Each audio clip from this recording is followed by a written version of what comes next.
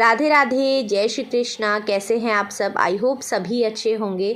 तो फ्रेंड्स, आज हम जानेंगे कि तुलसी विवाह कब मनाया जाएगा, कब है, तुलसी विवाह का मुहूर्त क्या है, इसका महत्व क्या है और इसके बारे में जो पौराणिक कथा है वो क्या है।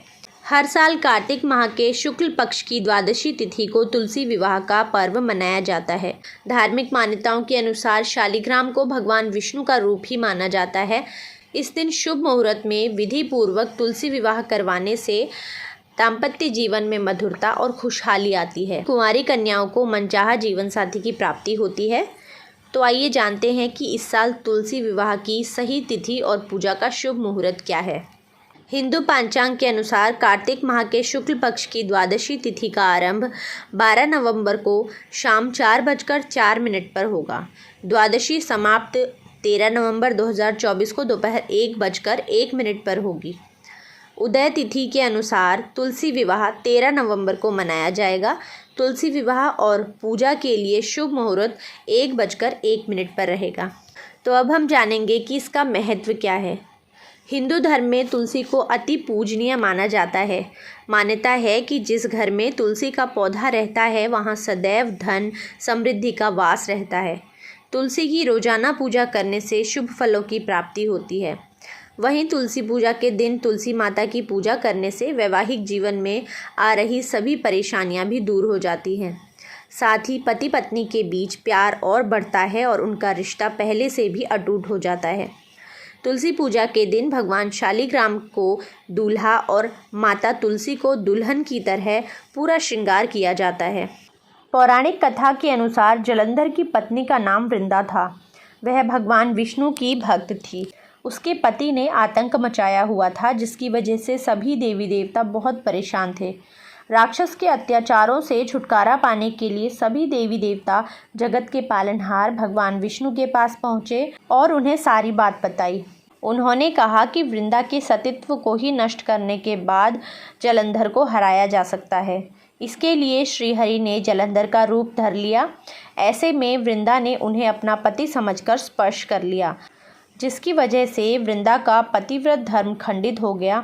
इसकी वजह से जलंधर की सभी तरह की शक्तियां नष्ट हो गई और भगवान शिव ने युद्ध के समय उसका सिर धड़ से अलग कर दिया। जब यह बात वृंदा को पता चली कि उसके साथ छल किया गया है तो वह क्रोध में भर गई, जिसकी वजह से उसने जगत के पालनहार को श्राप दे दिया। उन्होंने प्रभु को पत्थर बनने का श्राप दिया, जिसे भगवान विष्णु ने स्वीकार कर लिया और वे एक पत्थर के रूप में हो गए। ऐसा देख धन की देवी माँ लक्ष्मी बेहद दुखी हुई और उन्होंने वृंदा से कहा कि वह अपना श्राप वापस ले ले।